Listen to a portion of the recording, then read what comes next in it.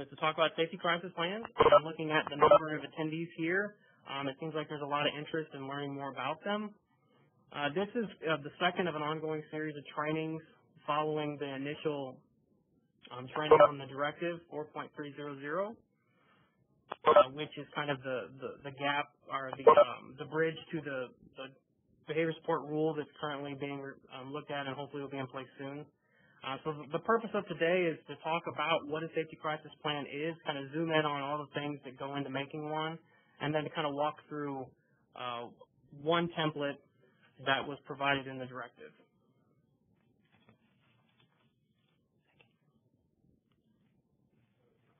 Thank you, Heike. Heike will be my slide mover, so there might be a little bit of a lag as we kind of move through material as she's doing 4 jobs right now.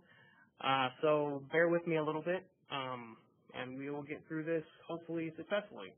So today what we're going to look at is we're going to do a real quick review of the directive.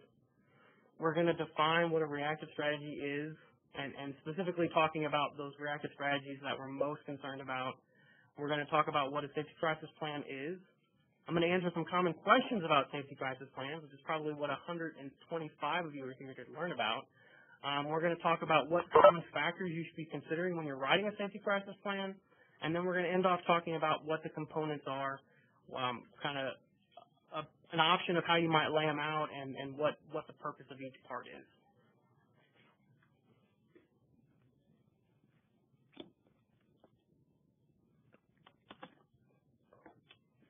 So just to review Directive 4.300 real quick, the purpose of the directive is to make sure that we're in compliance with the HCBS, the Home and Community-Based Standards, that ensures our continuation of CMS funding. So this is funding from the federal government.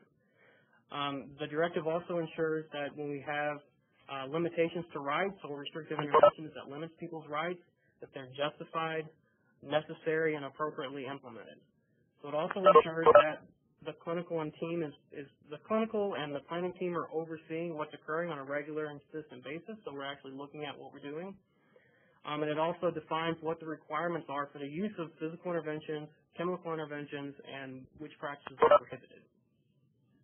Final purpose of the directive is to delineate the responsibilities, so to separate the responsibilities out and achieving the HCBS compliance by each level. So regional office providers, support coordinators, regional behavior support review committee, and for the purpose today, we're going to talk about safety crisis plans. So we're going to delve into what a safety crisis plan is. We're going to talk about when they're indicated and when they're required. So here's a quick kind of visual of what the process for the directive lays out.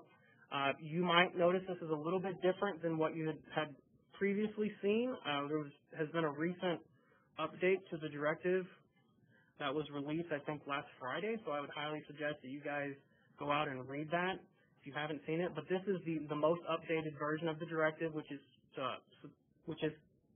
close to what the draft rule is going to look like when it's finished, hopefully. And so let's just kind of walk through this real quick so you have an idea of what the requirements are. So that first piece of one reactive strategy that is restrictive, so that's a key change in the directive, and we're going to talk about what that means in a second. So if you have one instance where you use a reactive strategy that's restrictive, or you have a history of needing to use that level of response, then you need a safety crisis plan. Again, we're going to talk about all this stuff in detail, so don't get bogged down too much on what everything is. Let's just walk through it. So once you have a safety crisis plan, you're moving along. Once you reach the reactive strategies threshold, which is defined in the directive, and this is different too. This is not the same as it was before. So now we're looking at 5 or more reactive strategies that are also restrictive in a 1-month period. So 5 times you've used a reactive strategy that's also restrictive in a 1-month period. At that point, you have to use that formalized planning team review that's laid out in the directive as a requirement. This is when you would do that. Now, this isn't the only time you can do that, but this is when you must do it.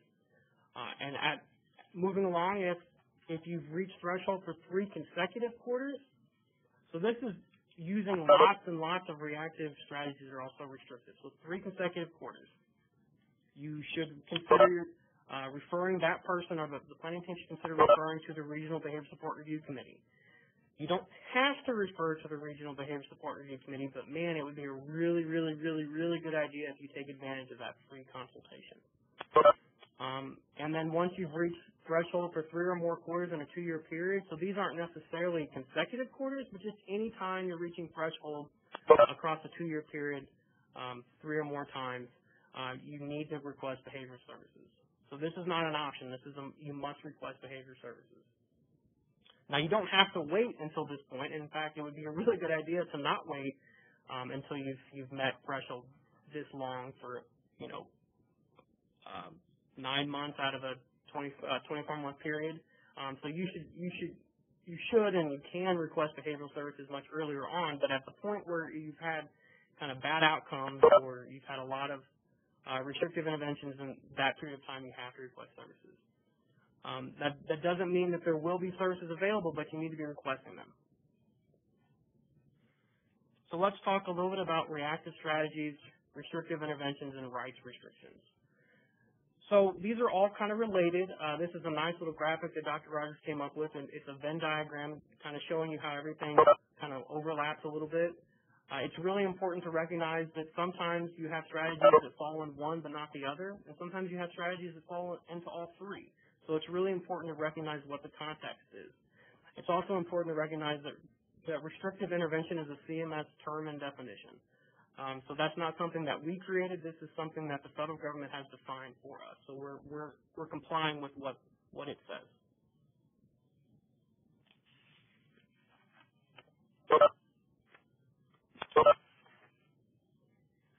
So here are some questions to start asking yourself about how to determine what sort of strategy this is. So if you're doing it in response to somebody's behavior that's an undesirable behavior or something you don't like, it's a reactive strategy. If the aim of the strategy is to change the behavior, or to change the environment, or change the situation that the behavior is occurring in, it's a reactive strategy. If you're doing it to reduce the risk associated with behavior, it's a reactive strategy. So this could include things like validating somebody's feelings, as you reacting to a situation to try to improve the situation. Could be a stay close hot. If you're a tools agency, you use stay close hot as a de-escalation strategy. That's a reactive strategy. It might be moving breakables away from an area in which a person is really upset. Again, we're not talking about whether this is a good idea or a bad idea. We're just identifying situations that are reactive. Remember, that's reacting to a situation. Asking somebody to leave the room, asking other people to leave the room. That's a reactive strategy. Turning off noise, making the lights a little dimmer, using physical crisis management strategies, or even seclusion timeout. These are all reactive strategies that may or may not be used. So restrictive interventions, which again could be reactive but may not be reactive. Questions you need to be asking yourself to determine is this something that restricts somebody's movement? Is it something that restricts their access to other people? Is it something that restricts their access to locations? Is it something that prevents them from being able to do things they want to do or be able to have things they want to have? So, for example, if somebody has limited access to a phone or not access at all, that would be a restriction. Does it restrict their rights in any other way? And does it employ aversive methods? If the answer to any of those questions is yes, then this is a restrictive intervention. So seclusion timeout is an example of something that's both a reactive strategy and a rights restriction. Using a response cost, fines, making somebody pay restitution after damaging something is also a restrictive intervention. As I mentioned, prohibiting phone use or limiting its use is restrictive. If you're limiting somebody's ability to go in the community or you're delaying it after something has happened, that's a restrictive intervention as well. If you limit the amount of money somebody can keep, that's also a restrictive intervention.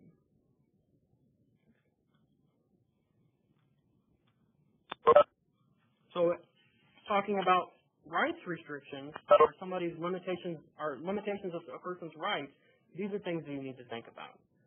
So if you're limiting a person's general liberties that's available to any of us, so something that we would all have access to, you're limiting that, it's a rights restriction.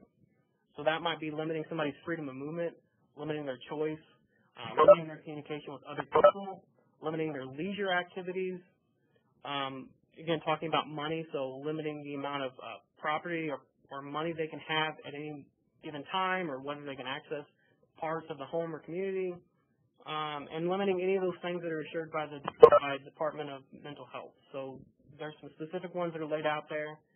We can send a link with some good resources on that. And finally, are you promoting treating the person with respect, dignity, and trying to ensure a least restrictive environment? So if all the answers to those are yes, except for the last one, which should be a no, then you've restricted somebody's rights. So what we're most concerned about today are those things that fall in both reactive strategies and restrictive interventions. So let me say that again. So what we're most concerned about today are the things that fall in both reactive strategies and restrictive interventions. So when those things overlap.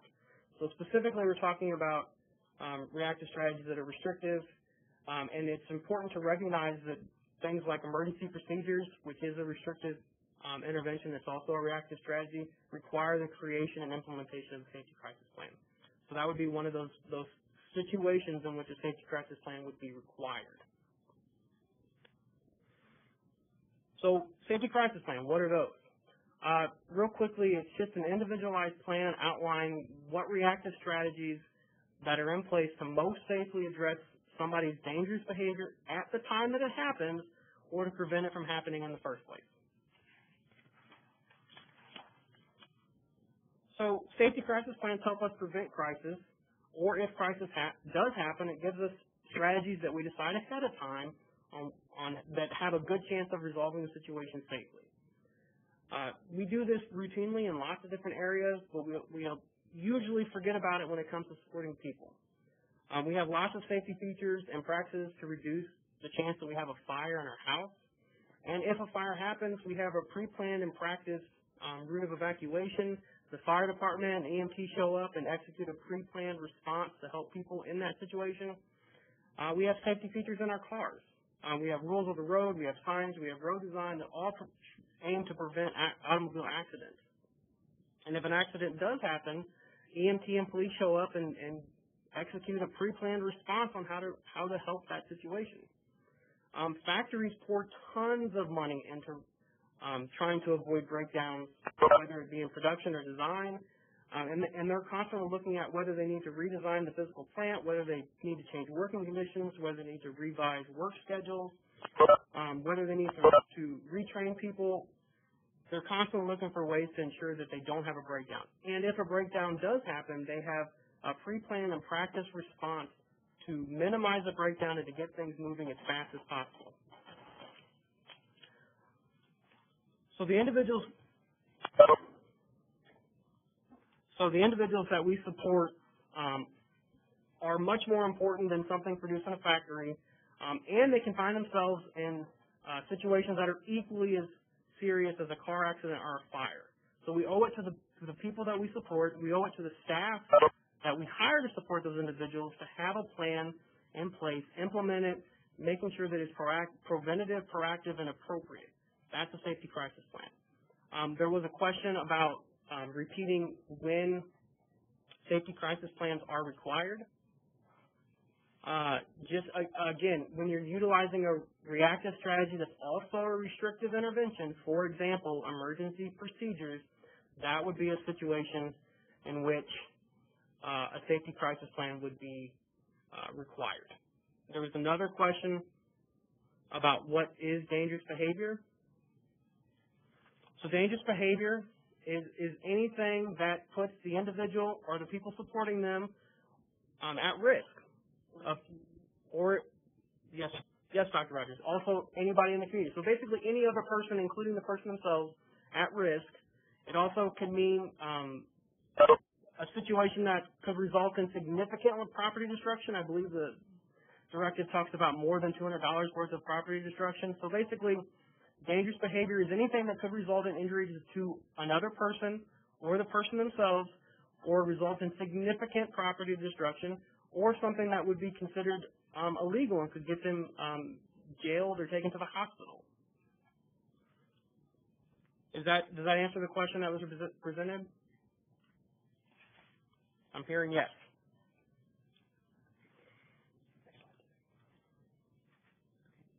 So here are some common questions that everybody has when we talk about safety crisis plans. I imagine that most of you in the audience probably have these same questions. So we're just going to take a few moments right here just to talk about them, just because these are all just so very common. So the first one is, who's qualified to create a safety crisis plan? You don't need any special credentials to create a safety crisis plan. Any planning team can come together and write a safety crisis plan when one is indicated or required. When you're writing a safety crisis plan, you might decide or conclude that you need additional help. This would be a good time to get additional help. If a behavior provider is involved, they should have input into the plan, and they should incorporate the safety crisis plan into the behavior support plan. It is not the sole responsibility of any one person to create the plan. This means that it's not the total responsibility of the behavior analyst, it's not the total responsibility of the service coordinator, it's not the total responsibility of the residential provider to come up with the plan. The team work together. Everybody should have input into it, including the individual themselves.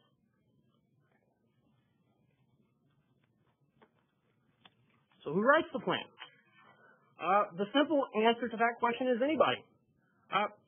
It depends on the planning team. So I would suggest just deciding ahead of time who's going to write it down. It could be the service coordinator, could be the professional manager, it could be the behavior provider. It really doesn't matter. Anybody can write down the plan as long as somebody writes down the plan. Recognize that you have to incorporate the safety crisis plan into the behavior support plan if there is one, and it needs to be incorporated into the individual service plan as well. At minimum, there needs to at least be some sort of reference in the plan that it exists, but ideally the whole plan should be incorporated into the ISP. Again, it's recommended that you just decide up front. You could utilize a regular meeting when you're getting together. It could be an annual plan meeting, and just decide, hey, John, you want to write the plan? Yeah, I'll write the plan. Okay, cool. You can write the plan. Again, it doesn't have to be a special person, just as long as it gets written. Who is responsible for the plan? Everybody on the planning team is responsible for the plan. They are responsible for the creation of the plan, and they're responsible for the implementation of the plan. It's the additional responsibility of the behavior provider to incorporate the safety crisis plan into the behavior support plan. It's the additional responsibility of the service coordinator to incorporate the safety crisis plan into the ISP. But it's everybody's responsibility to ensure that the plan's created and it's implemented. Who initiates the plan? Again, the simple answer is anybody. Anybody on the planning team can request that a safety crisis plan be developed given a current situation or a history of challenging situations. A regional office can initiate a safety crisis plan based on the same criteria. And remember, recognize that once you've used a reactive strategy that is also restrictive, you have to make a safety crisis plan. So who approves the plan? The planning team that comes together to create the plan should all agree that this is the plan they want to use. The individual and the guardian, if there is a guardian, should consent to its use, but nobody else needs to, quote-unquote, sign off on it.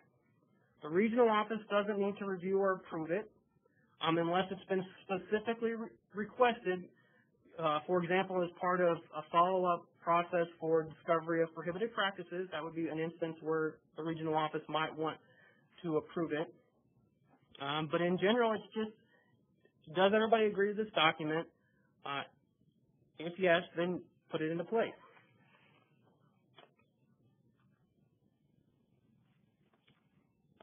So there's a question about whether the safety crisis plan should be a separate document. It should be incorporated into the ISP and the BSP. So if you want to have a separate document that's supposed to be kind of a tool for staff to use to help remind them, by all means, that's part of your implementation strategies. But the actual safety crisis plan needs to be part of the ISP and or the BSP.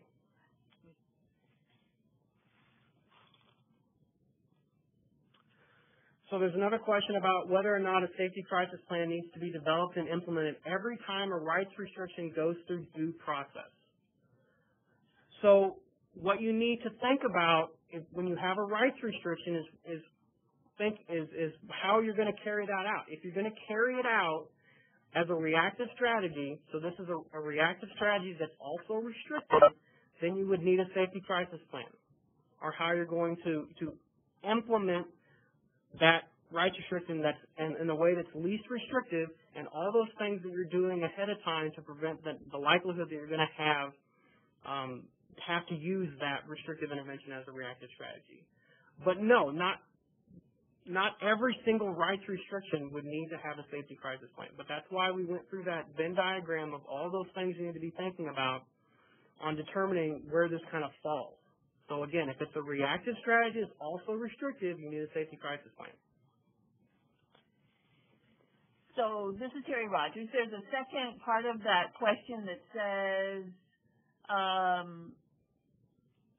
if we have a behavior analyst who will be working with our consumer but is not able to get to them for a period of time, what do we do in those instances, as we will need guided direction but don't want to try and implement something that could be changed? So that sounds like before the behavior analyst is involved, you need a safety crisis plan that's developed by the team. And that can eventually be changed as we see how that safety crisis plan works, or as the behavior analyst learns more information following their functional assessment. Safety crisis plans are fluid documents that should be reviewed frequently and changed when necessary.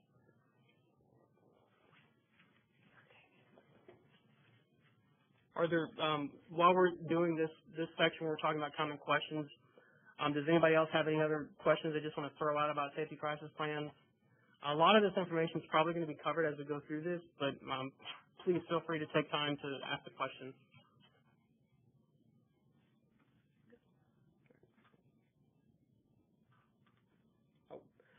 There's another question. When there's already an active behavior support plan in place, we do not need a safety crisis plan in addition to the behavior support plan, correct?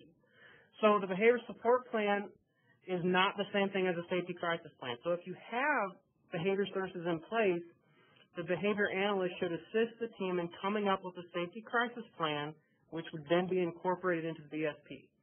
So a BSP and a safety crisis plan are not the same thing. A BSP can have a safety crisis plan in it, but it's not the same thing. Actually, BSP should have a safety crisis plan in it as part of the behavior support plan. What do I do when the behavior happens, the dangerous behavior happens? That's your safety crisis plan. So a BSP would have a safety crisis plan as part of it. There was another question that asked, would the BRT be the one who would give us direction then? So Tiffany, I'm not sure what then means.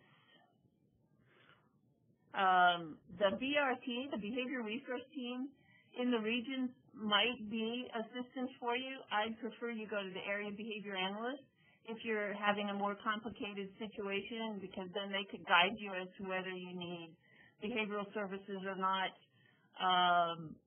But this workshop here should help you have the knowledge to write a safety crisis plan. So the BRT are not safety crisis plan writers, but they might be good assistance for you if you need universal strategy prevention level of assistance. Another question says,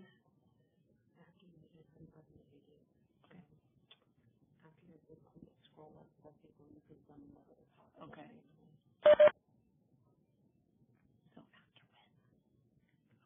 All right, so another question is, do we need to update? Whenever you find that the strategies are not effective, you should update the plan. And so the plan should be reviewed after every crisis, I would think, to see if it worked and if it was implemented.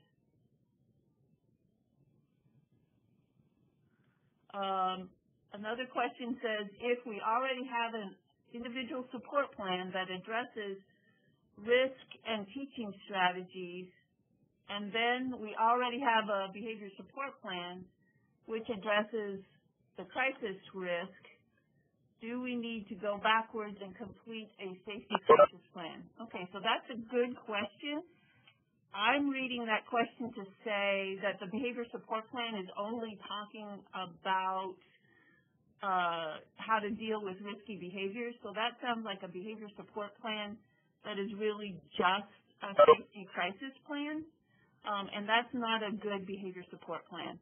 So a behavior support plan is going to have how to prevent, how to teach skills, how to avoid situations, which is also part of the safety crisis plan, and what to do when the dangerous behavior occurs. So that would be the part of the safety crisis plan.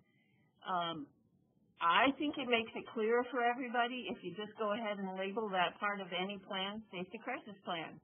And that would be my strong recommendation.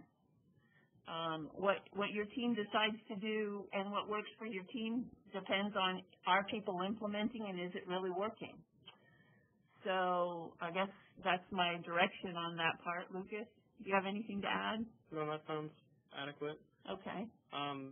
Another question, isn't making the person pay for damages natural consequences instead of a restriction? Can be both, I think. So, right. Sometimes we are requiring people to pay for things that they'll never in their whole lifetime of whatever money they possibly have access to ever pay back, which is unreasonable. And that's why Centers for Medicaid Services calls it restriction, because you're taking away their money. Doesn't mean you can't do it. It just means you need to treat it like a restriction. Do we need a crisis plan each time behavior occurs that results in a restrictive intervention?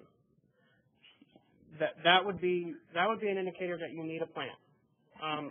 So the plan should be comprehensive and cover all the different behaviors that might occur, and we'll talk about that more in a minute. But yeah, you need a plan in that case. And there's a question about an example of a restriction that uses a reactive strategy. Emergency procedures. So a MANT or a CPI hold would be a restrictive intervention that's also a reactive strategy. A restrictive intervention that's not a reactive strategy would be just putting everybody in your house on an 1,800-calorie diet because you want to make sure everybody's healthy. You're restricting them, but it's not necessarily in reaction to something that somebody's doing. You're just going ahead of time and just putting everybody on an 1,800-calorie diet because you want to promote health and good weight. We're not recommending that. No, that's just an example.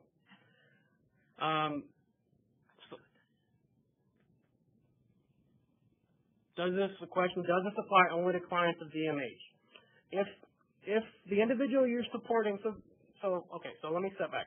So these recommendations are good for people. So if you're a human being, these recommendations make sense. However, they are really important to consider if you're supporting an individual who's being funded through CMS, so that's Medicaid or Medicaid waiver. There is a template that will be discussed later, so I'll leave that one there.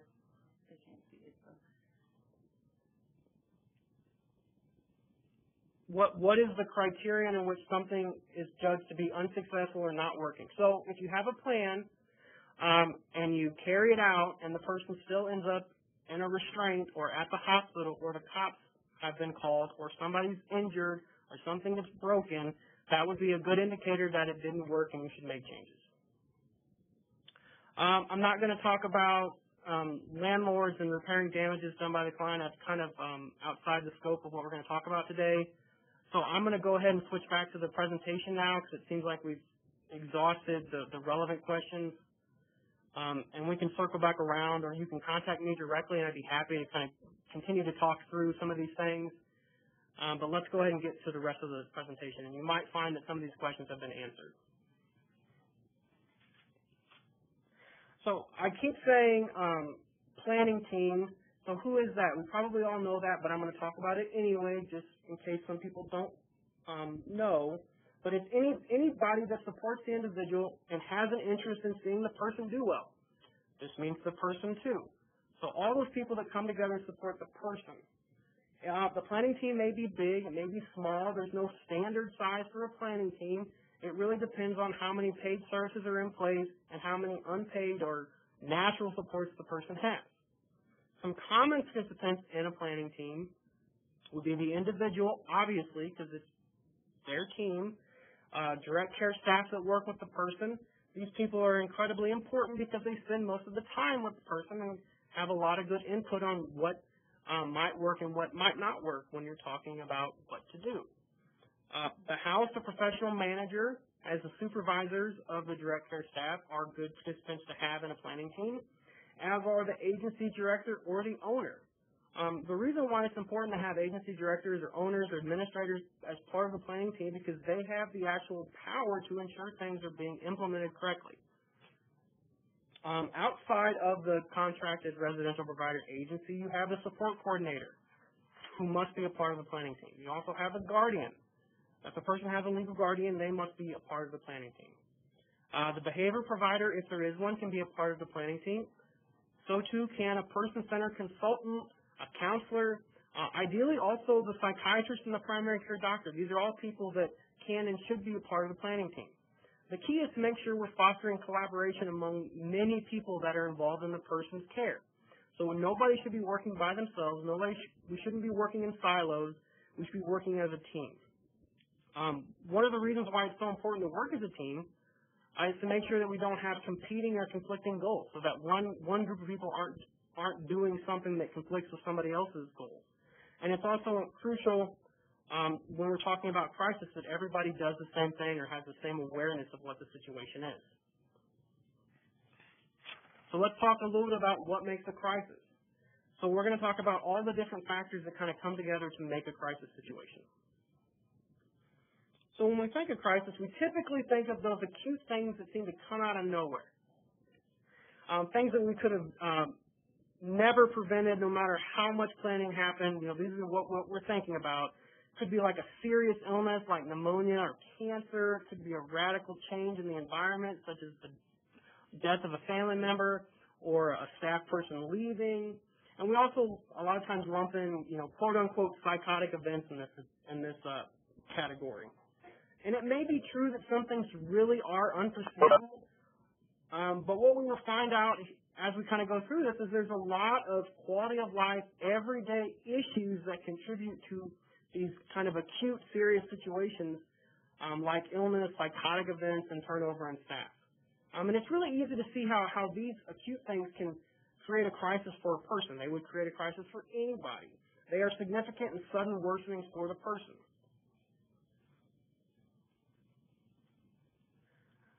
However, a crisis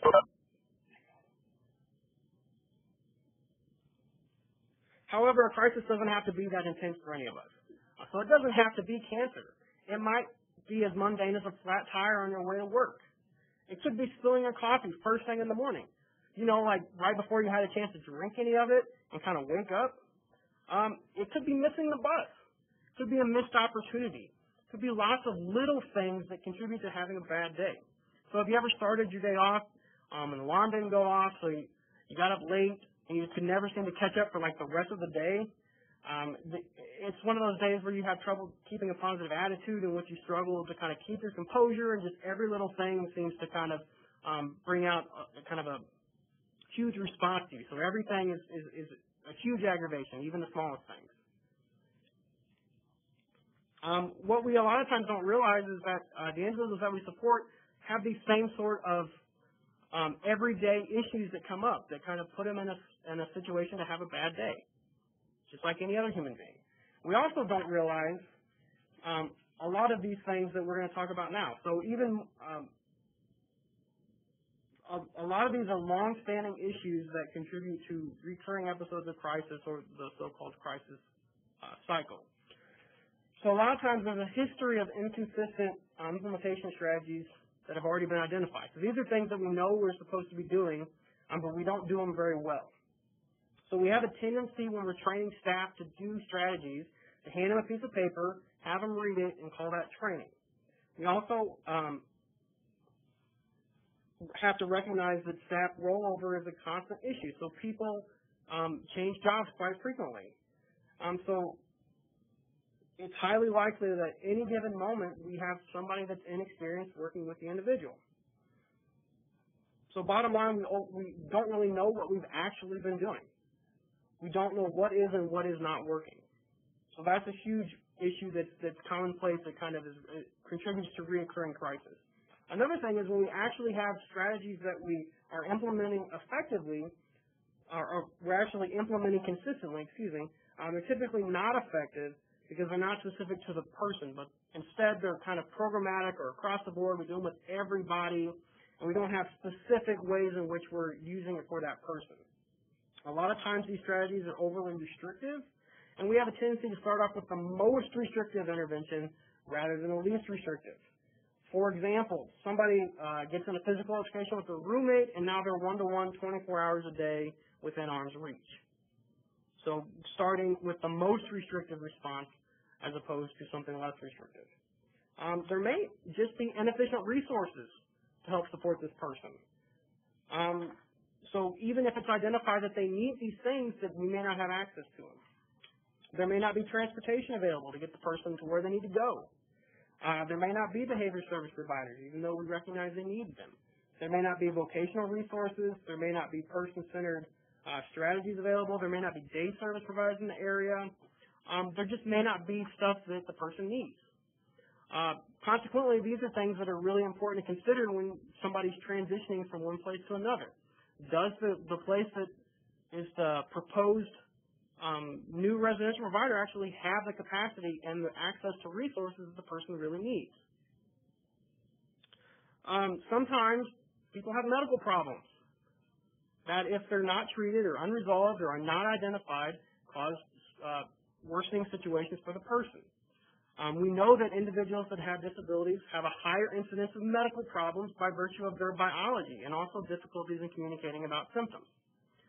So things like constipation, digestive issues, dehydration, thyroid problems, diabetes, arthritis, blood pressure issues, seizure disorders, eyesight, the list can go on for a really long time.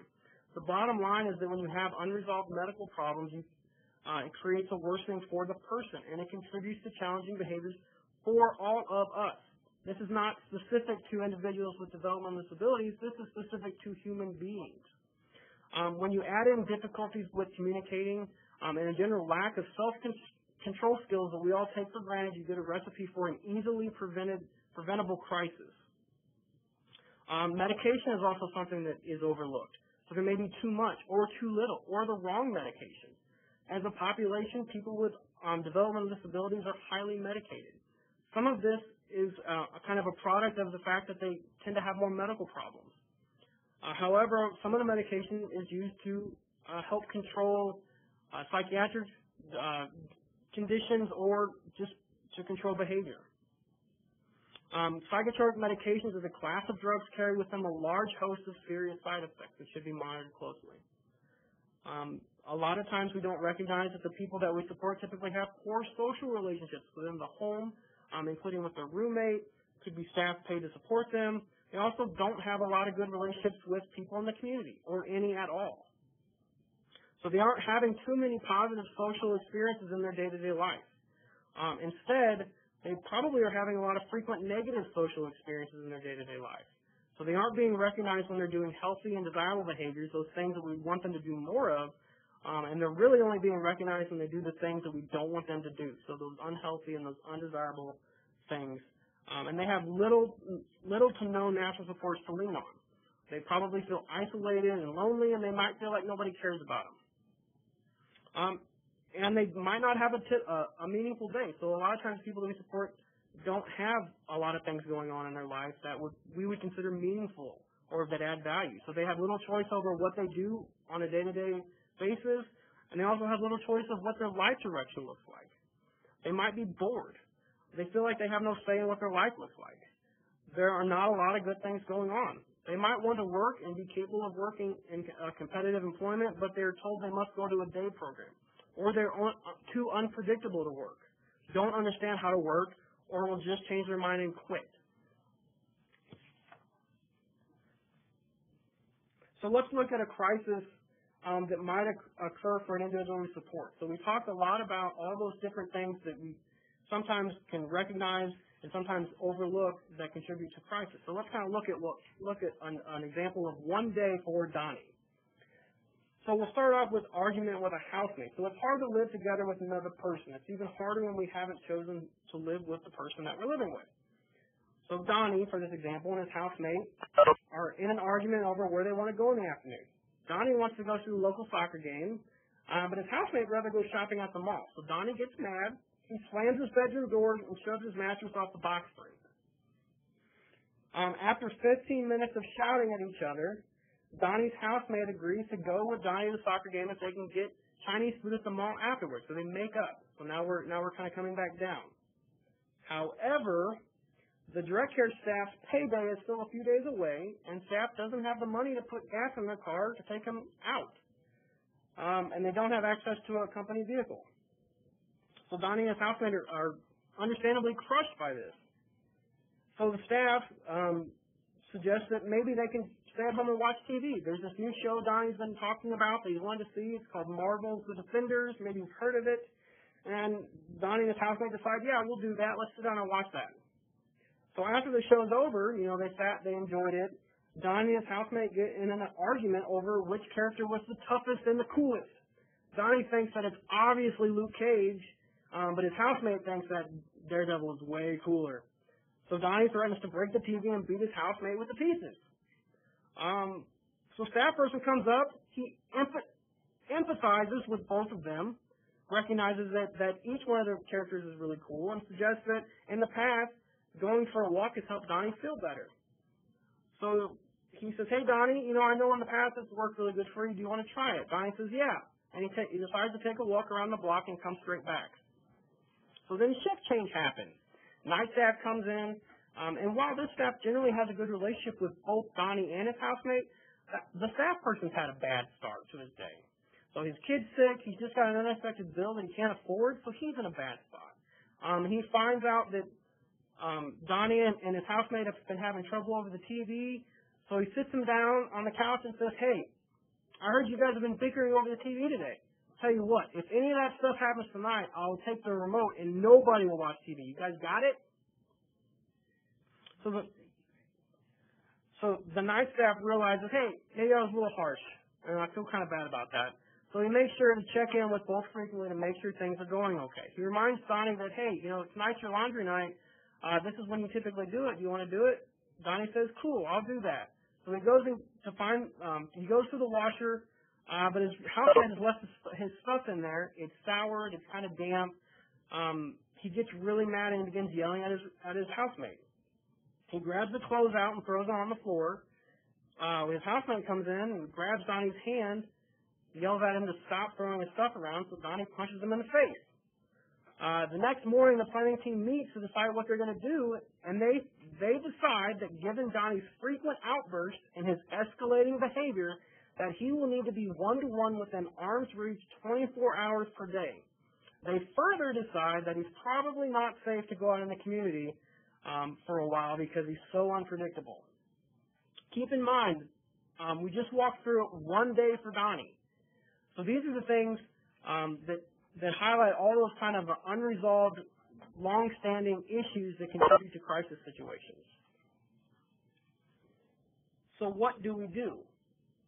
With so many factors, it's got to seem overwhelming for anybody involved. So taking a look at the elements of the cycle helps us understand how to make a plan. So what we want to look at first is the bottom, the stable, typical functioning. This is where we want people to be. It looks like things going well. It looks like low stress and lots of positive things going on. This is where we want people to be most of the time. When you look towards the middle of the graphic, escalating means things are getting stressful or worse for the person. They're on a path to become out of control. This is where we want to turn things around. So similarly, when things are de-escalating, they may be moving in the right direction, which is back towards the typical stable functioning, but things are still really tense and could escalate again really quickly and without a lot of frequent positive support from staff. And when things have gone to the peak, so that's the top of the graphic, this is when things are out of control. So we want to avoid these situations as much as possible, because there's nothing we can do except maintain the immediate safety of everybody involved until the person starts to come down and starts to de-escalate and gives us an opportunity to start working with them again. An individual crisis event can last from a few minutes to many hours. So it's going to be crucial that we try to figure out where the individual falls on this kind of span of possibilities so that we can plan appropriate supports for them. So is this something that we're going to need to do for a little while? Is this something we're going to need to do for a long time? So being able to figure that out ahead of time. So our goal is make sure that the peaks and valleys are less extreme. So if you look at the very top and you think back to our example on Donnie, making the distance between those escalated moments and the calm moments less extreme, so they spend most of their time at or near the stable functioning.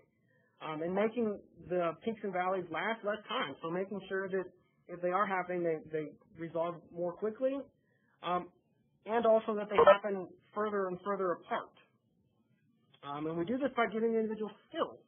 So having skills makes the individual much more resistant to those common everyday stressors that we all face, and it gives them something positive to do when an unforeseen crisis event actually occurs. And this allows them to more confidently and competently interact with their environment. So what do? Well, we plan and we prevent.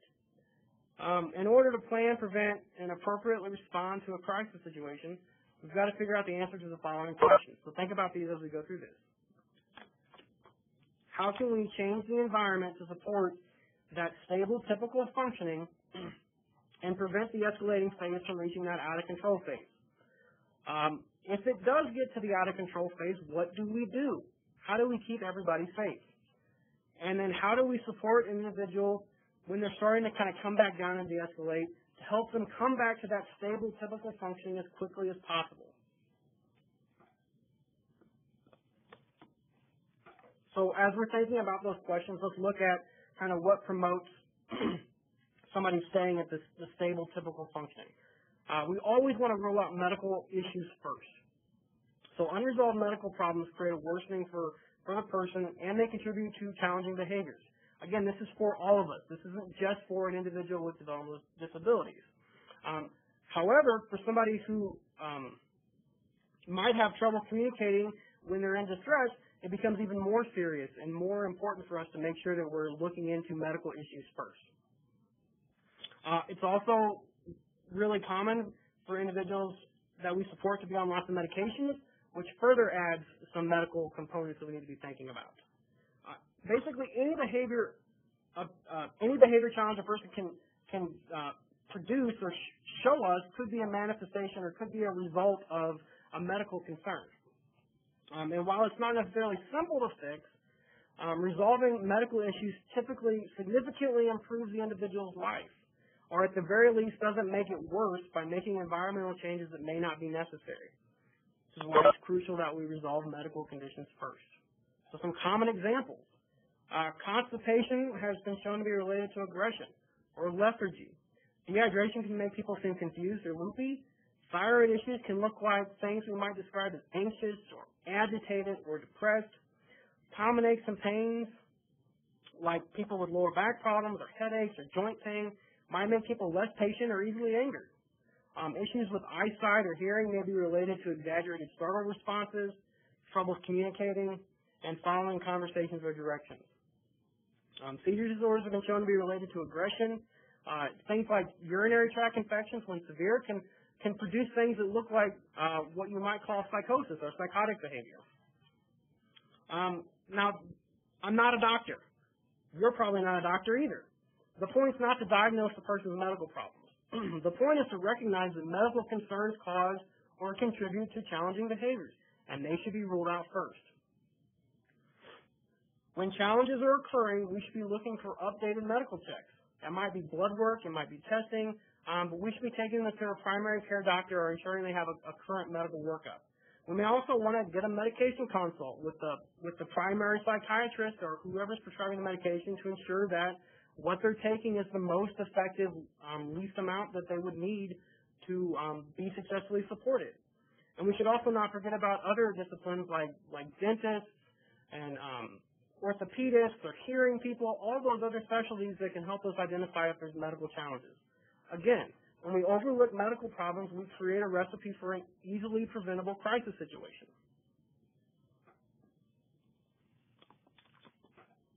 Now, I know this doesn't look like it goes together because you have your stick figure beating another stick figure next to the word stable, typical functioning, but bear with me. Another frequently overlooked thing about individuals that we support is past trauma or abuse. So in general, people with IDD are at a higher risk to be victims of some sort of abuse. It could be physical abuse, it could be emotional abuse, it could be sexual abuse, it could be all of it. And it's probably safe to assume that everybody that we support has experienced trauma. So the goal is to consider how this might be affecting their current situation. And again, this might look like an exaggerated startle response to being touched. It could be an extreme reaction to something that we might consider a minor situation, such as being in a smallish or a place that seems kind of enclosed, and it might result in somebody being aggressive. Could include somebody trying to avoid situations or withdraw. People might complain of being sick. They might have trouble sleeping. They might have bladder control issues. Now, I'm not a therapist. You're probably not a therapist either. So again, the goal is not to diagnose somebody, in this case with something like post-traumatic stress disorder. Instead, you're trying to consider what sort of situations or interactions seem to result in extreme responses. So you might consider how somebody reacts to being touched on the arm, on the shoulder, on their back, by somebody of the same sex or the opposite sex. So what happens when that occurs? Does the person freak out if you touch them from behind, if you touch them on the shoulder without announcing yourself? Are there specific locations that are associated with extreme behavior? So think of stuff like restrooms or closets or bedrooms. And are there specific items or features about a person that are associated with extreme behaviors? Think about seeing a rope.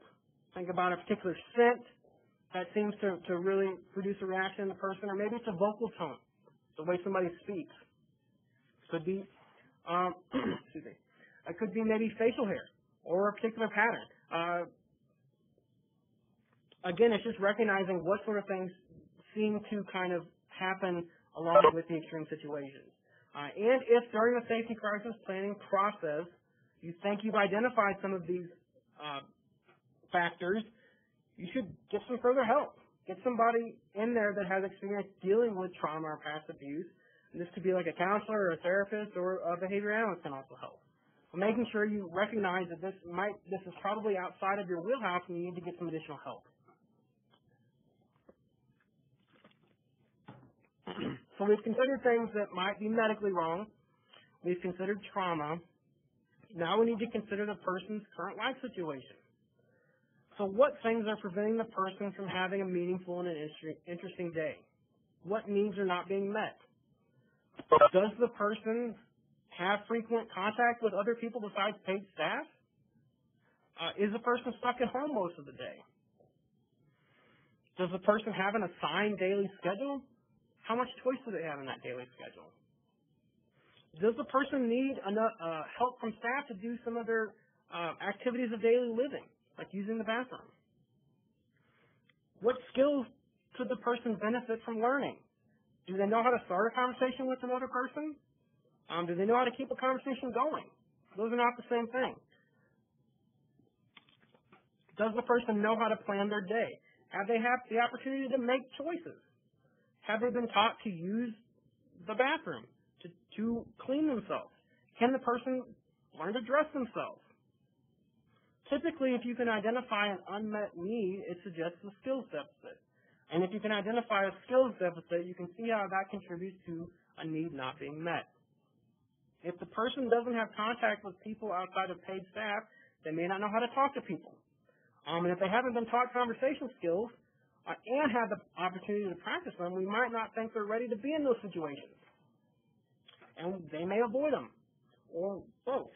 The key to this step is to recognize that these are universals, which means that everybody needs to have them in place to have a good life.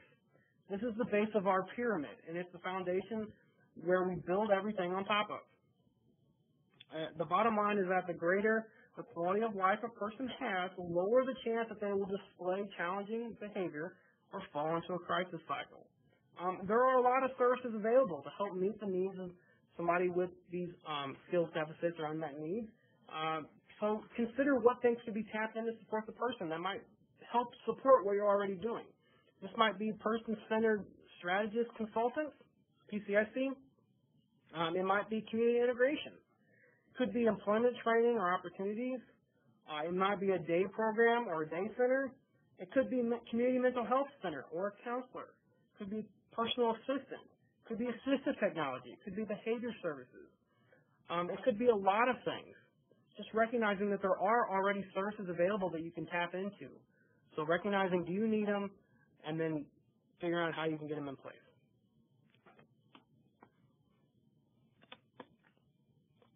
So finally, when we're talking about promoting stable and typical functioning, we need to think about what staff are doing on a day-to-day basis. So what are they doing to help the person have a good quality of life? So all providers that contract with Division of DD are required to train staff in positive behavior support, PBS. And they should have some sort of organizational PBS policy. The last consideration then is to make sure that staff are actually applying this training and philosophy in a way that works for the individual. So again, it's not enough to train somebody. You need to make sure they're actually doing it most or all of the time. So if tools of choice is your PBS curriculum at your organization, you know that Stay Close Cool is one of the tools that you can use. So how do you use this with the individual? How do you stay close with this person? What does that look like? Is it a pat on the shoulder? Is it a high five? Is it a head nod? What sort of things do you say to the person to let you know that you're empathizing with them? How do you validate their feelings? What things are is the person working towards that you can use when you're providing encouragement? If your organization doesn't use tools and they use another curriculum, how do you apply that to build a relationship with the person and to increase their quality of life? How do you notice and support all those things that they're doing that we want them to do more of, those healthy and those desirable behaviors? Once you figure that out, the next question is, are staff doing it most or all the time? The key to remember is that environments that support and richly reward healthy, desirable behaviors have less behavior challenges. So if we can ensure that all components that contribute to stable, typical functioning are in place, then we will have little or no crisis situations. This is really what we want. If we put our effort into the front end, we can prevent having to react in a crisis situation. Furthermore, if we have a crisis situation that comes up that we really couldn't have prevented, an individual is going to be much more likely to be successful in handling that unforeseen situation because they're not also dealing with a laundry list of other issues. So moving on to away from stable typical functioning to now we're moving kind of up the curve to escalation.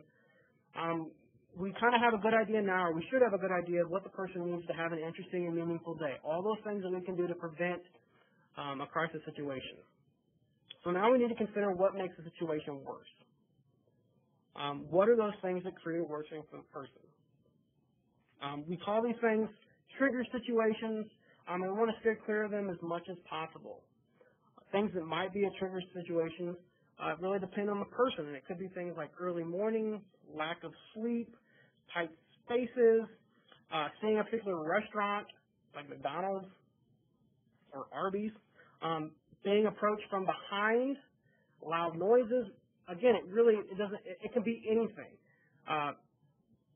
And it might change depending on where you're at. So it might change depending on whether you're at home or whether you're at the doctor's office, whether you're out in the community. The key is to discover which things make a worsening for the person. So an example of a guy I used to work with, for him, given his trauma and kind of abuse history and kind of where he grew up, typically in institutions, if you walked up behind him and touched him on the back, he would turn around and punch you in the face. So that was something we identified as we should probably avoid doing that.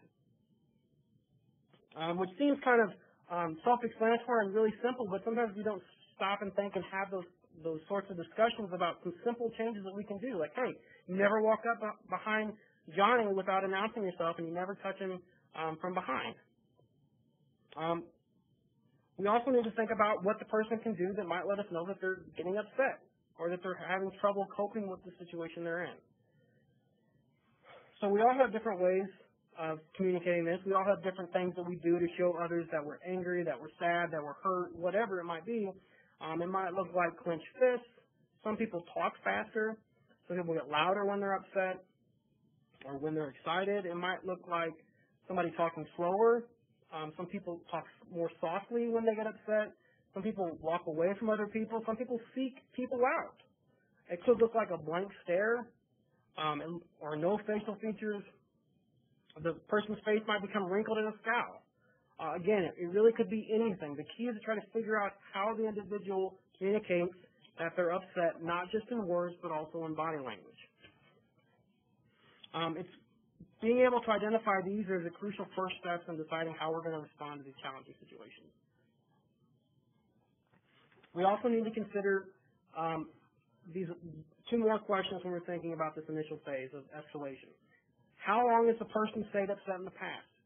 Is this somebody who kind of blows up and is quickly over it and goes on with the rest of their day? Is this somebody who kind of stews on something that's happened for a long time and then blows up, or gets upset and stays upset for a really long time? So how long does it stay upset? A few minutes, hours, days? We need to know what this is so that we can make appropriate plans. How long is the longest an episode of dangerous behavior or a crisis situation lasted? So how long has a person been in crisis? So understanding what the answers to these questions are going to help us know how much support we need to put in place and for how long. And don't forget the person. So the person is the best reporter of their own experience, and they should have a part in this process because they know what they like and what they don't like.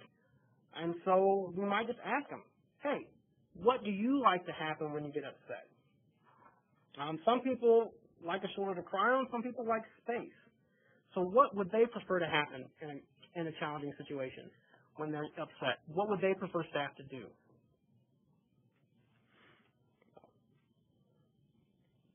What would they prefer staff to not do in a challenging situation?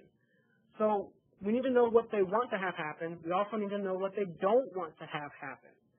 So they might be very sensitive to being crowded, or they might not like being surrounded by one or more people, even if those people are backed off. Or they might not like to be touched.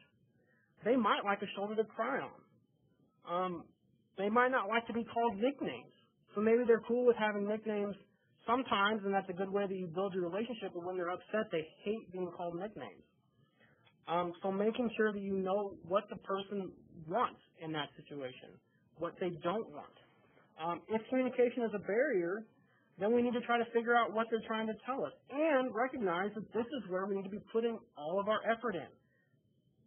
We need to be building up their ability to communicate. So we need to be getting extra help, whether it's through some sort of assistive technology, additional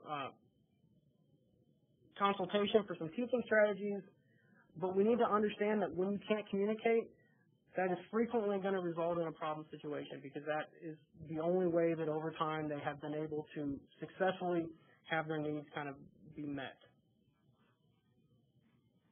And I think we can all recognize that when we aren't able to effectively communicate what we're trying to say, how frustrating that is and how that could lead to kind of a challenging situation.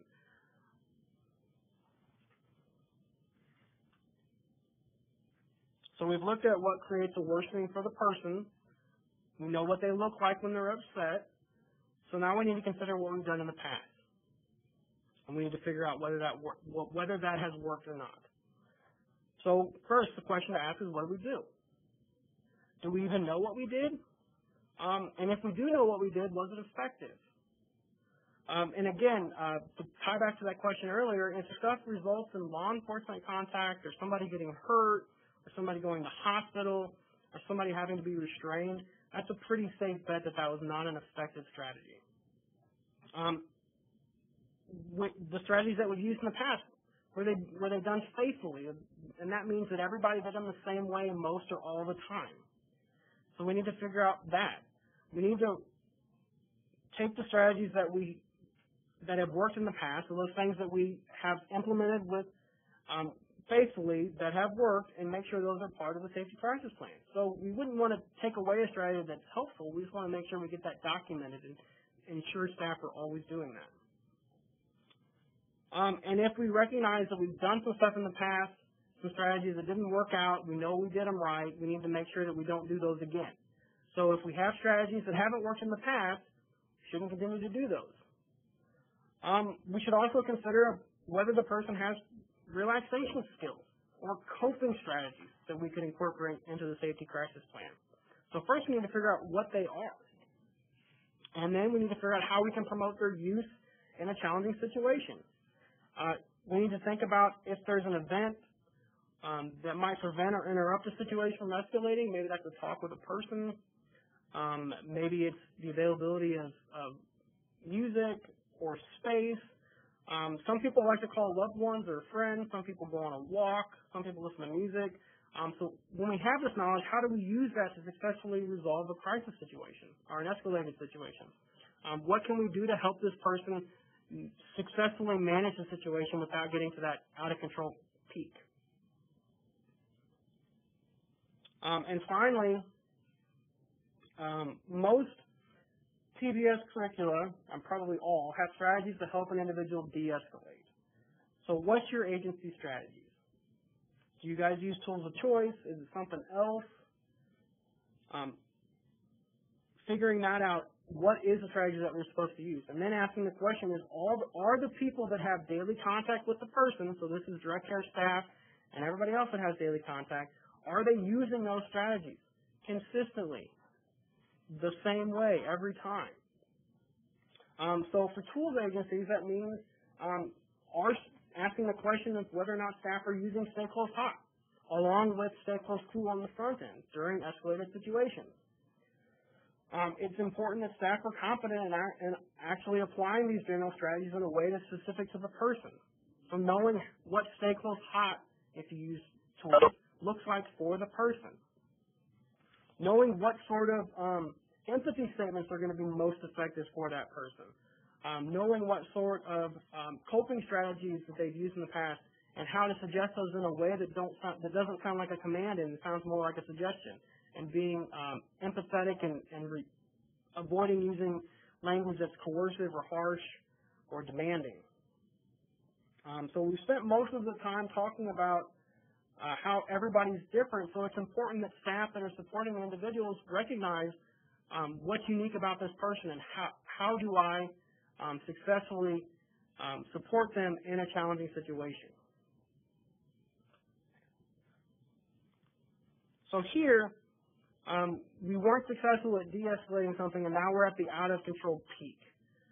So at this point, we're really only concerned about maintaining safety and getting out of this out-of-control peak as quickly as possible. We're probably going to use physical crisis management in this situation, so it's crucial that staff that are working with the individual are trained and certified in its use. So it's important to note that the expectation from the Division of DD is that if you're working with an individual that has a history of needing physical crisis management, that staff are trained and certified in its use. So that means if you're supporting somebody who in the past or currently is engaging in severe physical aggression or significant property destruction or significant self-injury, and it is a situation that seems to necessitate some sort of physical crisis management, the expectation is that staff actually have that training and are certified, and the agency has it on their contract as being able to offer that support for the person. It's really important to think about when you're using physical crisis management, whether the person is healthy enough and what things should be considered use or no use. So does the person have brittle bones? Do they have joint injuries or range of motion problems that would kind of let us know that we can't use certain techniques, or whether or not we should use any physical techniques? If the person has PRN psychotropic medication that has been prescribed, what sort of reactions can we expect with the use of this medication? So not just what's the intended effect, which we need to know that, but what are some unintended effects that might occur. How will they know if the person has an adverse reaction? What would that look like? What about the physical effects of the escalation itself? So does the person have a blood pressure issue? Do they have asthma? Do they have breathing problems? What does the stress of becoming escalated to the point of being out of control have on that person's body? So what might that do to the person? Do they take medication? So not as a PRN, but just in general that makes it hard for them to cool down. And how do we recognize that, and how do we plan for that? Do they have a history of contact with the police, with hospitals, or being restrained that might affect whether or not we would or wouldn't use it in this situation? So being able to think about all these things help us figure out how we're going to respond in a way that maintains safety.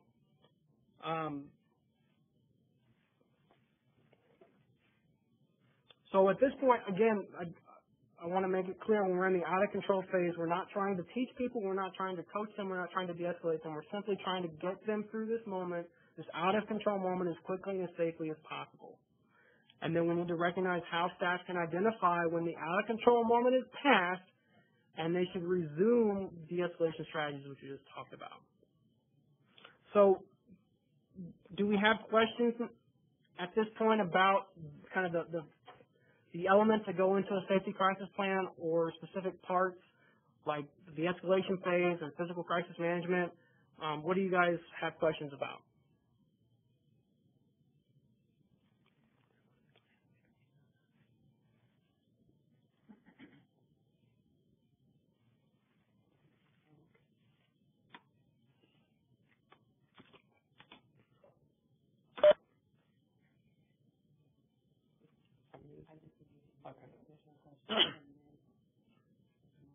All right, so my response to when we expire is, why do you need to? I'm not sure why we're worried about that. Yeah. So that's why I didn't want to Did you see it? Yeah. Okay. All right. Okay, so it doesn't look like we have any questions about what we just talked about. Recognize that if at any point later today or the rest of the week or the rest of your life, if you have questions, you can always ask me. My contact information will be on the last slide, and you can probably get that included in the blurb that goes out after this. And feel free to reach out to me or one of my counterparts. That's a great question about whether we'll be providing an example of a safety crisis plan. We're actually just getting ready to talk about, somebody asked the question whether the division would be supplying a template for use, and we're going to talk about a template that's been created, and we're going to walk through all the components of that here in a second. So a question has come in that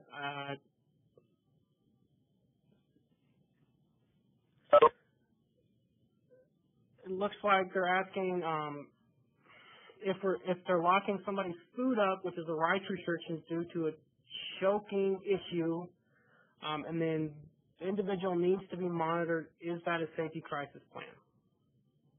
So that's not a safety crisis plan, but how you implement that restriction may be a safety crisis plan. So let's think about this. So where it becomes kind of a safety crisis, or comes into a territory where you might need a safety crisis plan, is when you think about how you're going to enforce this restriction. So what do you do if the person is trying to access food that has been restricted for whatever reason? And we're not going to talk about we're not going to talk about the restriction. We're just going to talk about how do you carry it out. What are staff supposed to be doing if the individual is trying to rip the cabinets off to get to the food, or if somebody forgot to lock the cabinet and they've got the food in their hand, or if you're out in public and they're trying to get to food that they're not supposed to have. So if you have responses that staff have to do that are restrictive, which these are, then you would need a safety crisis plan. And if you think about it, all it is laying out what you want staff to do to help successfully resolve the situation. It's not something special. In fact, staff probably already have an idea of what they're going to do. What you're helping them and the individual and everybody else that works with that person is by writing it down so that this is knowledge that is shared between everybody, and so everybody does it the same way. So recognizing that somebody might have a good strategy. So how do we get everybody doing that? Somebody might do something that makes it worse. How do we keep people from falling into that same trap? So yeah, that would be the safety crisis plan. So a lot of times when you're talking about rights restrictions, where you get into a situation where you might need a safety crisis plan is how do you carry out that restriction? How do you enforce it? And if it involves situations where you're reacting to a challenging behavior related to the restriction, that's probably going to need a safety crisis plan.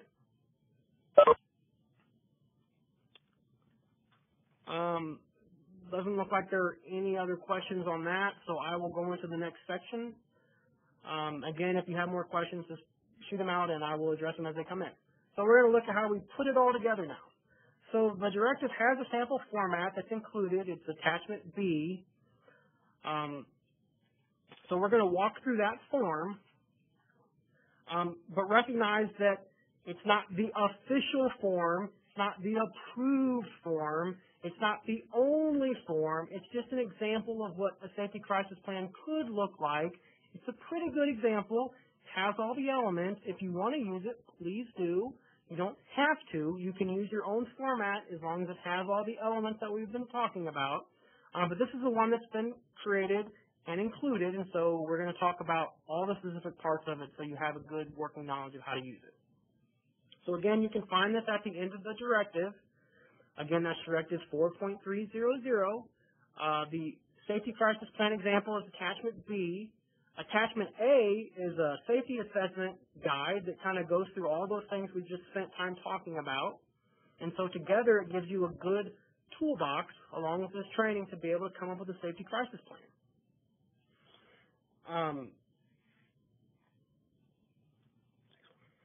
So the first section is just basic demographic information that's part of really any plan you've ever made about anything.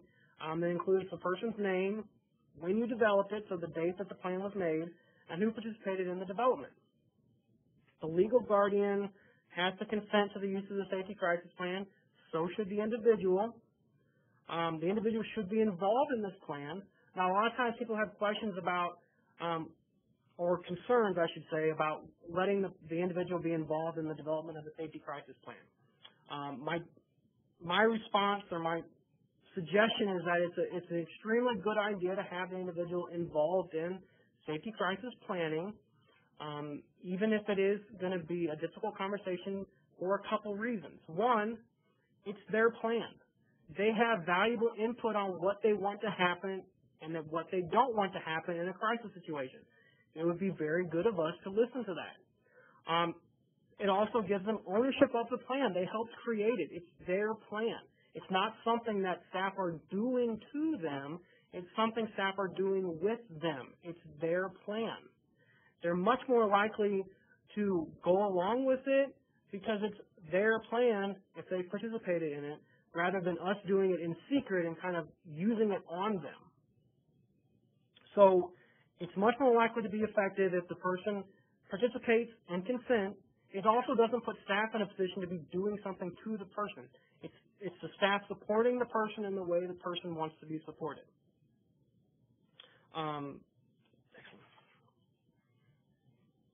The next part of the form is the needs statement. So this lets us know or describes why you need this safety crisis plan. Why is it medically necessary? Here, just describe the most severe episode of whatever has been occurring, and this provides justification as to why this plan is being put into place. It's just something that we need to have for any service that we're utilizing for an individual within the Medicaid waiver and CMS, is that things have to be done because they're necessary, not just because we want to. So we have to indicate here why it's necessary. This is really easy. If Johnny punched out his housemate and chipped a tooth, that's a pretty good justification for needing a safety crisis plan. It doesn't have to be something super elaborate. It can be just a description of the most serious situation that's happened recently. Next, we want to have a goal for our safety crisis plan. So what does this plan hope to achieve?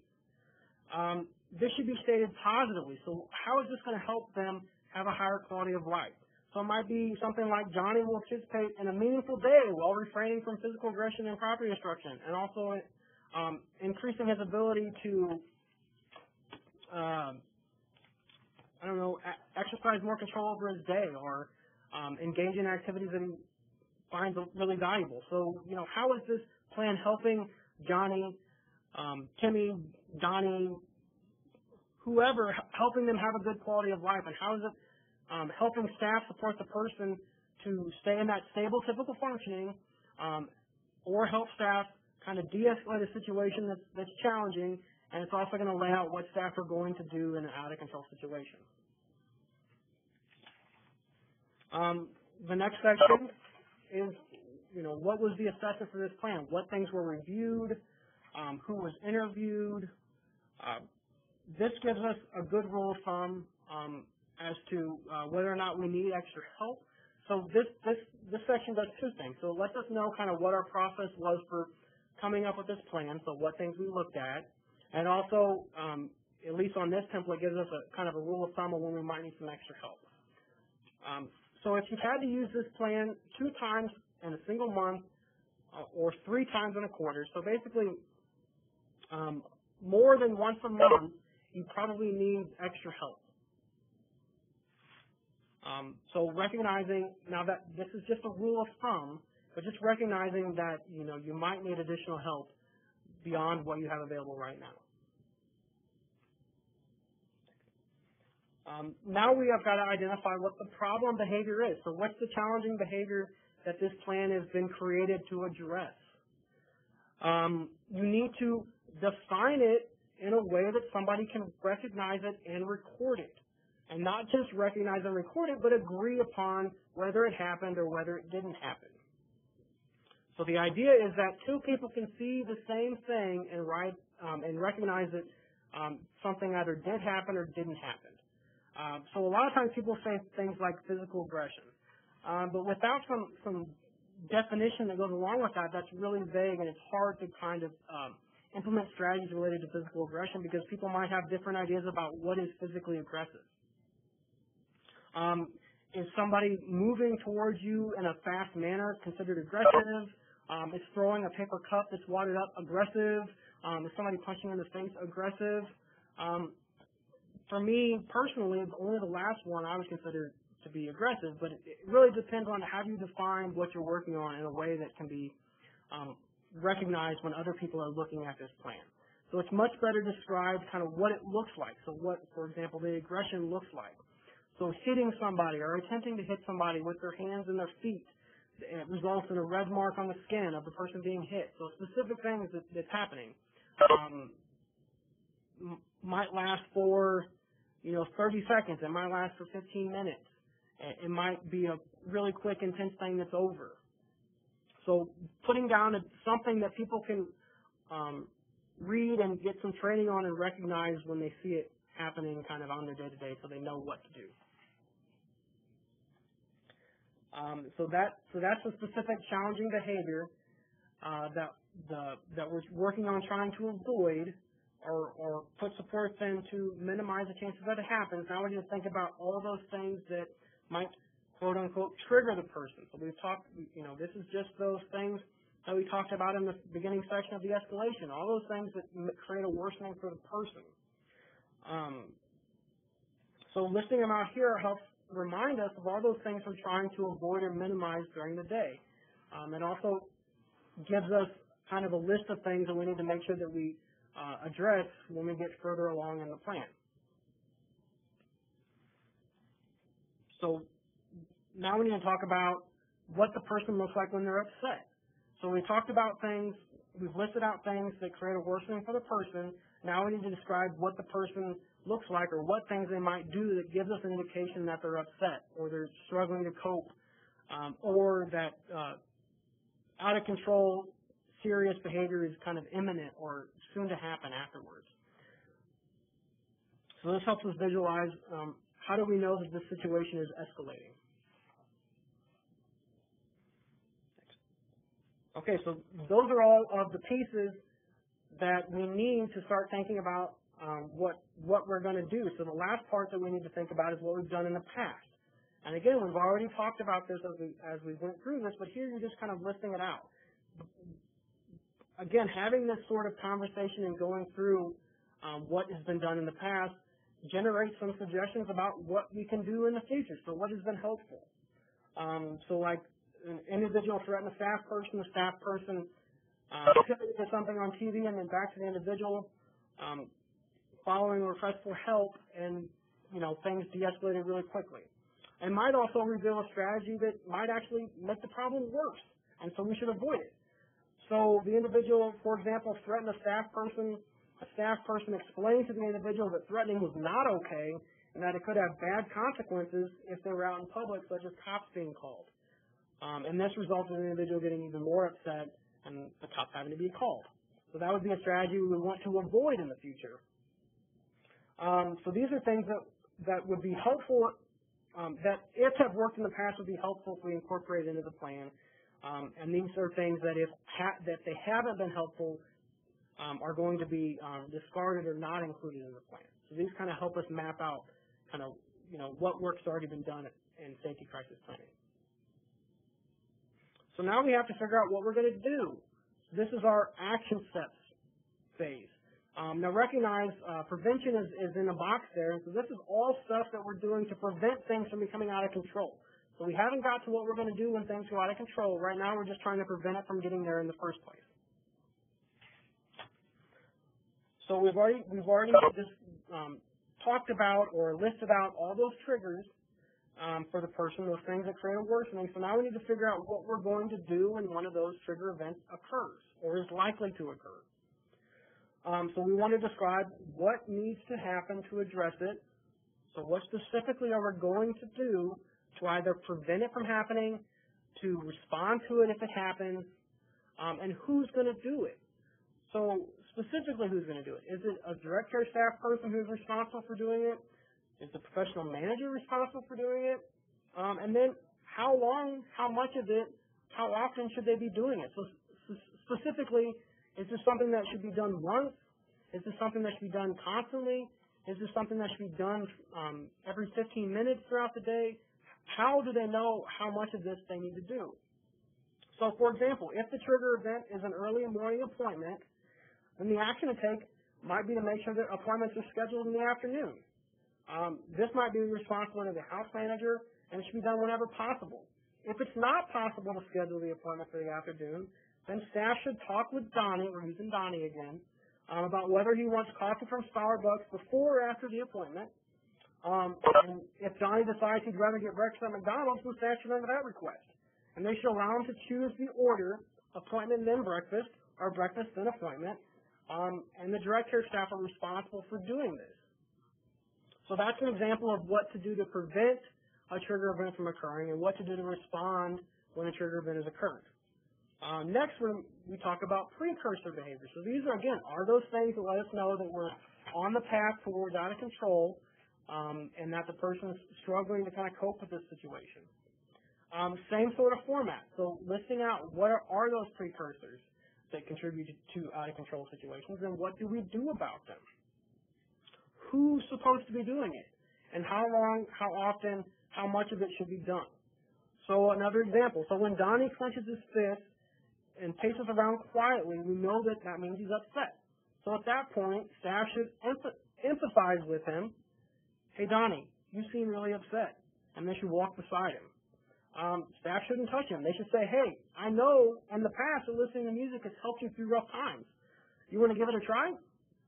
If Donnie doesn't respond, then staff say, all right, man, I'll be right over there. I'm here to talk when you're ready. I'll come back and check on you in 10 minutes. And staff should repeat this every 10 minutes while Donnie is pacing with his fist clenched.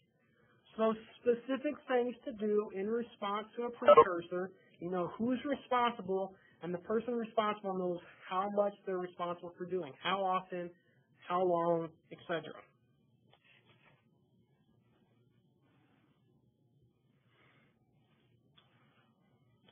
So those are all the pieces that we're doing to prevent a challenging situation. Now we need to try to figure out When are we going to recognize that this is moving from prevention to responding to a crisis situation? So only now have we moved to actually reacting.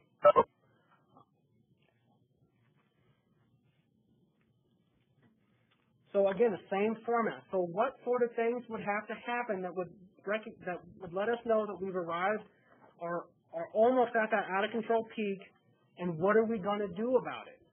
Who's going to do it, and how long should they do it? So if Donnie's punching his housemate in the face, then we should probably utilize a two-person CPI hold long enough for Donnie's housemate to get out of the way. And then once Donnie is no longer trying to hit somebody, then we immediately release it. And we should repeat that as often as he's continuing to hit somebody. So specific actions that can be taken, or what not, so that we know what is most likely to be successful and what might make the situation worse. So recognizing that these are the things that indicate that we're into that out of control peak, or that we're going to be there really quickly, and then what we're going to do to maintain safety as fast as possible. And then the last section, is what we're going to do when we starting the de-escalating phase. So we've gotten past that out of control peak, and now the person's starting to come down, but it's still a really stressful, challenging situation that could just as easily go right back to out of control. What are staff going to do, or what are the specific things that we're going to do to support the person positively to continue to de-escalate as quickly as possible? Who's going to do it? So it might be director of staff, it might be somebody else, and how long should they do that? This is where it's really important to recognize how long the person stays upset. If they stay upset for a really long time, it's probably not going to be good enough to spend 10 minutes on supporting them to de-escalate, when in the past they've stayed upset for hours. So this is why it's really important that we use strategies, and that we plan to use strategies that are appropriate to the person and the situations that have happened. And then the last parts of the safety crisis plan template that's included in the directive is how are you going to document that you've implemented this plan? So how are you going to use it? How are you going to document that you have used it? Where will it be documented at? And finally, how are you going to communicate the use of the plan? I can't click with the left hand. How are you going to use the use of the plan to the other members of the team? So how are you going to make sure that everybody's on board, everybody's aware of it, everybody has the newest version, and everybody's implementing the same thing? And this might be parents that are involved. It might be the guardian. Could be a support, or should be the support coordinator. An individual should know exactly what's in their plan and what to expect and in what order things happen. And it's going to describe how and when you're going to use the plan and how it will be communicated, how often you're going to be revising it. A good example might be, this document will be reviewed and revised if necessary after every incident that occurs, and will also be reviewed and revised quarterly, just as an example. But making sure that we have a plan in place on how we're going to continuously update and communicate those updates out to everybody. So the bottom line is, when we're identifying all those things that, if they were present, would prevent crisis, and then making sure those things are actually in place, while also having strategies that we decide ahead of time, so not in the moment, but decide ahead of time, that are both least restrictive and most likely to respond to a challenging situation safely, that's a safety crisis plan.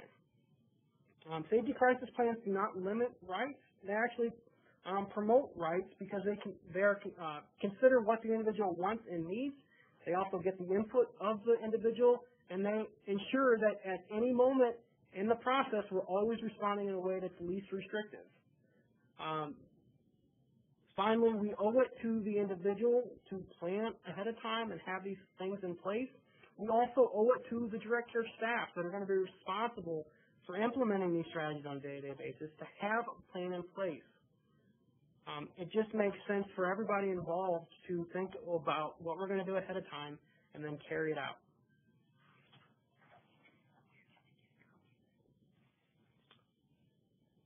there was a question about where can you get a copy of the template and the full PowerPoint presentation. I believe that all of that will be sent out with the blast after this training, whenever the training goes up on the website. I also will point you to the division's website under directives. There is a copy of the directive. There's a copy of the tool. So you can go ahead and get access to that right now. But the recording and the PowerPoint will be available as soon as the technology masterminds here are able to edit and make me sound smart and put it up on the website. Are there any other questions?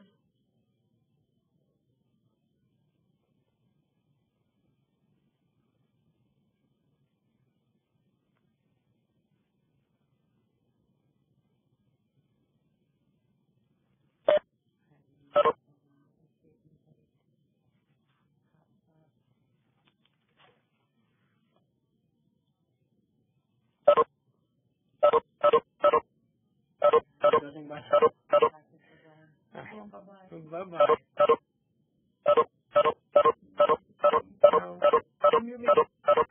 But it doesn't look like we have any questions. I'll go ahead. Well, there's a question.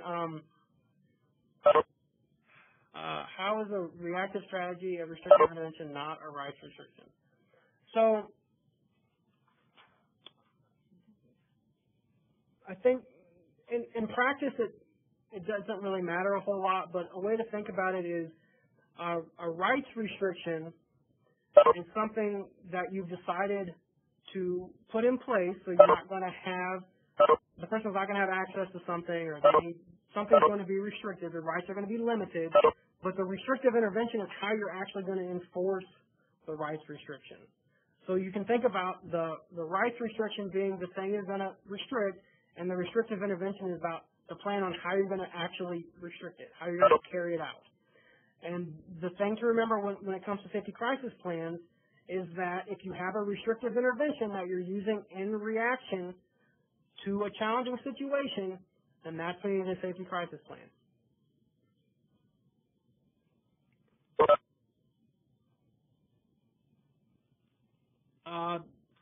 So a comment or question in the beginning, you said that the safety crisis template needs to be incorporated into the ISP, which is the service coordinator's responsibility. So a safety crisis plan, if necessary or indicated, should be incorporated into the individual support plan, which is the service coordinator's responsibility. However, it doesn't have to be specifically this template. It's a good template. I like it. You can use it if you want. It also means that it's not the sole responsibility of the service coordinator to create the safety crisis plan, so it should be a team effort. Everybody comes together, and that whatever that document that it gets created by the team should be incorporated in the safety crisis plan. The safety crisis plan could be an addendum. It could be part of the body of the individual service plan. As long as it's included with the ISP, that's fine. So an addendum's fine if it's within the plan year and you don't want to rewrite the plan. I don't think that matters. It's as long as it's in there somewhere. So we have a question. It seems like a lot of responsibility for updating the documents and sending them out is going to fall on the support coordinator. Is there a time frame that these updates have to be completed by? Before anybody needs them would be my suggestion. So as soon as possible. I don't know that it makes sense to put a time frame on there because it's a crisis plan, so it needs to be done before the next crisis is a reasonable response. So as soon as possible. And recognize that, again, it doesn't necessarily have to fall on the service coordinator to do this updating, but that's one of those things that planning teams need to talk about ahead of time. I talked about one of the common questions is who writes it. Decide ahead of time. Just, when you're figuring out who's going to write it, you should also figure out how are the updates going to be pushed out. Who's going to be responsible for that? Where does the original document get kept? those are things that you should decide as a team ahead of time. And so it doesn't necessarily have to be the service coordinator. It could be the professional manager. So it's just going to depend on what the needs of the teams are and what they come up with ahead of time. But ultimately, the support plan is the responsibility of the service coordinator, and the safety crisis plan is part of the support plan. So, you know, the support coordinator has to make sure it happens.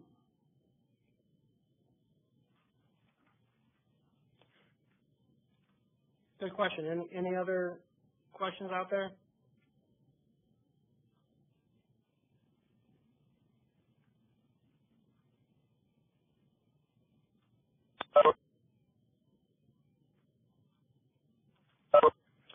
So we had a question. Some of the crisis happens daily. So if it has to be reviewed every time and revised, it could be constantly changing. There are some clients that have situations that occur daily and weekly. So my suggestion to you would be that if you are having crisis happen on a daily basis and you find yourself having to review and revise the safety crisis plan on a daily basis, that should be an indicator of two things. One, the strategies that you're using aren't effective, and two, you need more help. That would be an opportunity to get extra help, because that would be an indicator to the team that they don't have the necessary resources or expertise available to address the situation. And that's not a good or a bad thing. It's just recognizing that you need extra help. So it may, for a period of time, need to be revised every time you use it. Or you may find, we use the safety crisis plan, it was successful in de-escalating the situation, keep going. So it's just, the review is just, did it work the way we wanted it to, or do we need to do something different? Right, and again, just to say it one more time, a good, quick and easy definition of did it work is if somebody got hurt, somebody got arrested, cops got called, went to the hospital, had to use a restraint, that would be an indicator that it did not work. If you de-escalated successfully and no emergency procedures were needed, nobody had to call the cops, nobody got hurt, that would be an indicator that it worked. So those are things that you should be considering when you're doing your review after using your safety crisis plan. There was another question that said, it stated that it's not the CM, I guess that's case manager, the people we call support coordinators' responsibility. But at this time, we're having issues with providers and BSP providers, so those would be behavioral support providers, not really assisting us. Therefore, it would fall on the case manager to do everything. If you're having a situation where you're finding a lot of uncooperativeness, difficulty getting providers, whether that be residential or behavioral providers, to work together as a team, I think you've got an issue where you want to talk to your TCM TAC and maybe look at the provider relations rep or get the area behavior analyst involved. That's a problem that needs a regional safety crisis plan that needs more people involved in solving your non-cooperative issues. So think about, again, not doing everything by yourself, just like we say that for for support staff. They don't have to figure out what to do in a crisis by themselves. We're helping them with the safety crisis plan. If you're having an issue with cooperativeness and getting assistance from providers, you don't have to do that by yourself. Get some help. Another question, person was talking about a situation they were recently in where the service coordinator, it sounds like the service coordinator wanted a safety crisis plan, but the rest of the team said that it was addressed in the behavior support plan already. The question seems to be who gets to decide whether or not there's a safety crisis plan. So consensus is important on situations that a safety crisis plan isn't required, but once the safety crisis plan is required, then which again is if you're using reactive strategies that are also restrictions, then that's not a choice. The team doesn't get to decide that they would rather not make a safety crisis plan. In that situation, they have to have a safety crisis plan. Now, whether or not the behavior support plan that's in place, it has a safety crisis plan, and whether or not that's enough, I can't say because I haven't seen it. But I think this is another one of those situations that Dr. Rogers was just talking about, that if you get in these disagreements and you feel like you're not able to successfully resolve them kind of amongst the team, that you're getting other people involved, whether that be TCM TAC, whether that be the regional office, whether that be an area behavior analyst like myself, where we can offer some extra kind of guidance or maybe a second check just to kind of see if there's anything that we can do to help. But just, I guess, the takeaway would be, if you're using reactive strategies that are restrictive, you need a safety crisis plan. And that you don't need to have a consensus for that. You have to have one. Anything else on that? So, if there is also a behavior support plan, the behavior support plan should incorporate the safety crisis plan. Yes. So everything should be working together. I don't know how you would have a behavior support plan that did not have a what to do about the behavior when it happens section, which is the safety crisis plan. So again, we can't address that specific without seeing that specific issue, but in general, that's the answer. So we have a question, is there not a fear that if someone who is not a registered behavior therapist, so that would be a licensed behavior analyst, writes these strategies and they're unsuccessful and they result in an ER visit or something like that, then the team will be liable? So let me try to take all the double negatives out so I can understand that question. Is there a fear that if a non-licensed person writes the plan and something bad happens, that the team will be liable? So if the team agrees on it and has done all due diligence and assessment, and if the plan is implemented as described, and still it results in a crisis, then you've done everything that you can do, and you've done your due diligence, and your liability is as limited as possible. And that's as best as I can say it. Mm-hmm. If there was no plan and something bad happened, you're far more liable. And this is not a plan that requires a licensed person to write it. If you're in a situation with behavior that is so significant that it does warrant a licensed person, then as soon as we can, we should get a licensed person involved in care. But waiting until you have that licensed person puts you at far more liability than having the plan ahead of time. So until that time that you have the licensed person, you should still have a plan that helps everybody do as best as they can. That's how you limit liability. Mm-hmm. So there's a question of, is the current template that is available going to be approved? I'm not sure what approved means. That current template that's in the directive is an example of one that we highly recommend. It's not going to be approved or disapproved because there's no such process. It's kind of the same thing with an ISP. There's not one official approved necessary template. But it is the one we're recommending, so in that sense it is approved. Does it cover everything that's absolutely needed? It's a general template that includes the parts of a crisis safety plan as far as we've researched them so far. So I would say yes. Is there going to be an addition or revision following this training? I don't anticipate any revision of the safety crisis plan at this point unless someone has an idea of what's missing and presents it to us. Just like everything else, we'll always be updating it if we find more information. So, for example, the state-approved ISP template that's available on the DMH website, this is recommended for all case managers to use. Is this the same for this template?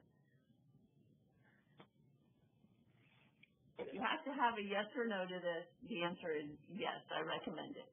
I don't really have that power, but if you want to believe it, you can. We are providing this template as an aid for you. So, to help you understand what a safety crisis plan should look like or could look like.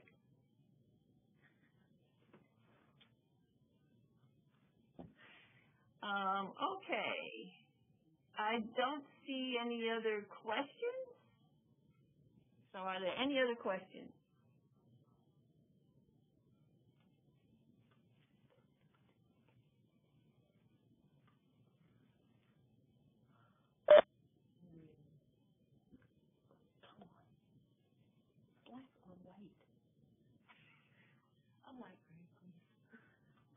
Okay.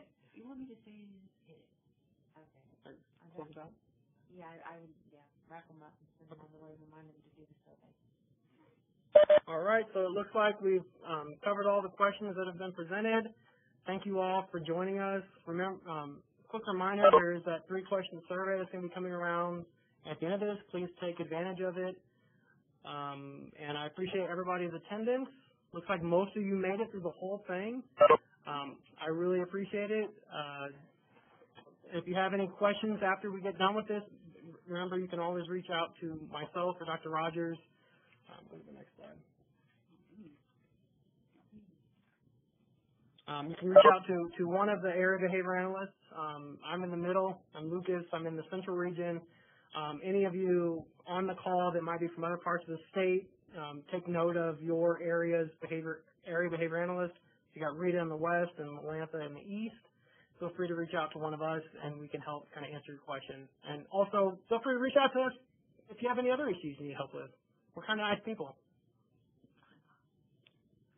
And that's all I got. Thank you all.